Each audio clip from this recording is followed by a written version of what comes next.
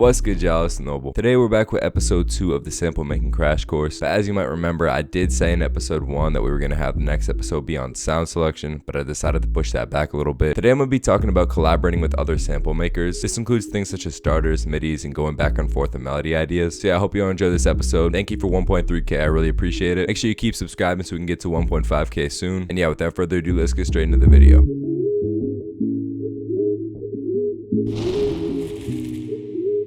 Alright, so I think that the easiest way to explain how I collaborate with other sample makers is to break down a loop I made that has 3 producers on it, so that way we can kind of see how the process comes together. So yeah, this is what the full sample sounds like.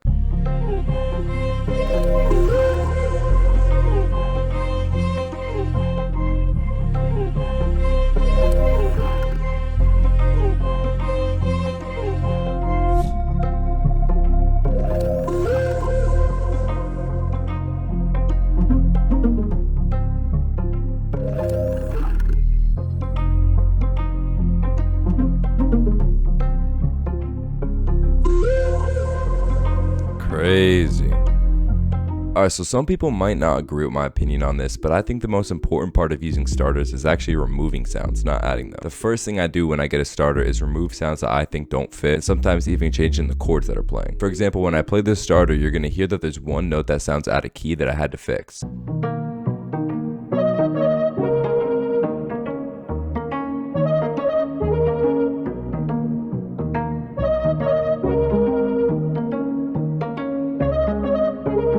Now you might think that other producers might care if you remove sounds they added because they want them to be in the final sample, but to be honest, if the final sample that you're making is hard, it doesn't matter if you kept what they added or not. I sent the sample back to Noah and he loved it, so I wouldn't worry about that at all. So yeah, all I did to fix this was set the declicking mode to generic and I just chopped it up a little bit. Here's what it sounds like with the chops.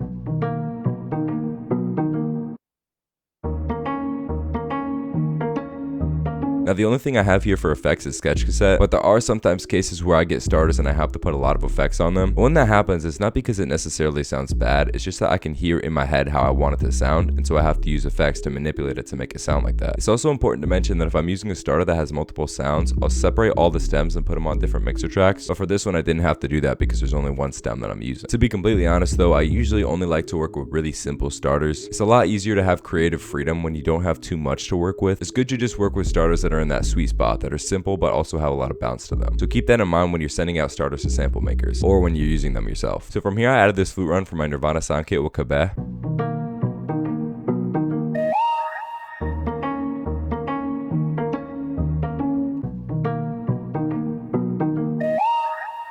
And you can hear how it's filling up that space. From there it needed a bass, so I went to my CADENCE Volume 2 one-shot kit, which is dropping October 1st, and I chose this one called Butterflies.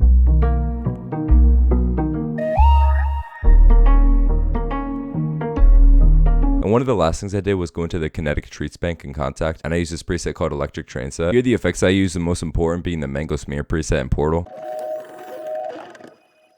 So after this, I exported the loop, put in my weeklies, and I didn't think much of it. And about a week later, one of my favorite producers to work with, Curly, texted me, and he basically said this. He said, I use the loops Alora, you and Noah, and Riptide, you and TB made, and I made a loop with the stems of both of them. Take a listen. Now before I play the sample that Curly sent me back, this is a loop I made with TB that he was talking about.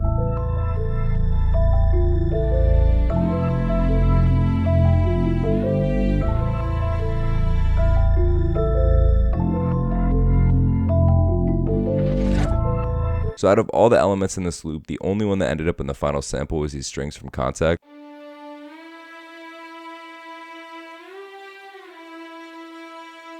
And the way I'm able to have the notes slide into each other is by using the portamento feature. Now the thing that's crazy about how Curly chose to combine these two is that this sample was about 2 months old, but this never would have happened if I hadn't been consistently making samples with Curly. And that's why I think it's important to make lab samples consistently with producers that you work well with and to know how to do it. Now here's my favorite part where you get to listen to everything come together and form a cohesive product. Crazy.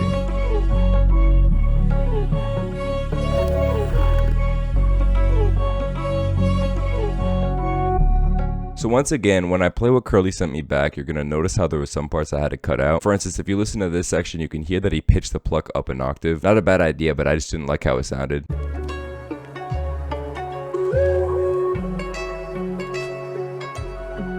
On the flip side of that though, he did pitch the flute down an octave, which sounds crazy.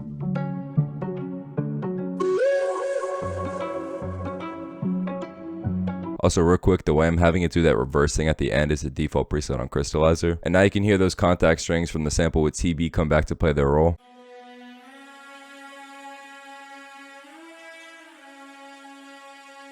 Also real quick, I did mention earlier that when I'm working with something with multiple stems, I do separate them all and put them on different mixer tracks, and you can see that here. But yeah, the next sound is actually something that Curly added that sounds crazy. I still haven't asked him where he found this, but it's this high-pitched violin lead.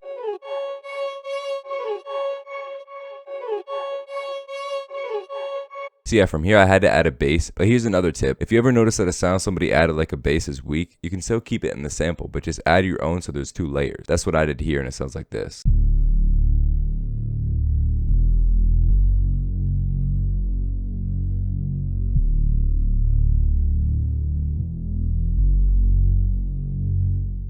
It ended up making it sound even more full. From here I added that same kinetic treat from earlier. I forgot to mention earlier, but when I use this preset, I do turn the synth volume all the way down.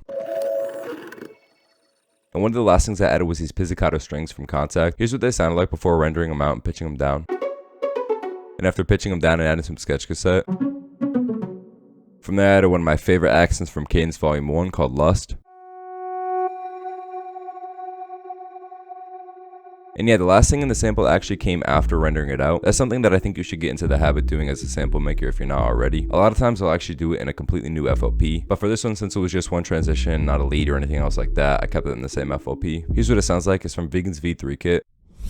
And yeah, here's what that sounds like in context with the sample pitched down 100 cents.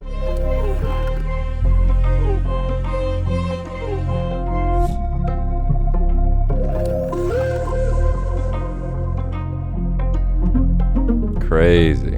That's gonna be about it for the video, y'all. Hope you enjoyed. If you did, make sure to subscribe and also like the video. Thank you so much for 1.3k. Let's keep subscribing and getting closer to 1.5k. Get hyped for CADENCE Volume 2 with Mac dropping October 1st. I promise you this kit is my best to date. And yeah, I really hope you enjoyed episode 2 of the sample making crash course. I'm hoping that next week I'll be able to drop one on sound selection. But yeah, I'll let y'all know on my Instagram, so make sure you go follow me there at prod.noble. And yeah, man, thank you all for the support. I appreciate it a lot. And I'm gonna go ahead and play a beat I'm in with the sample now. So I'm out of here. Peace.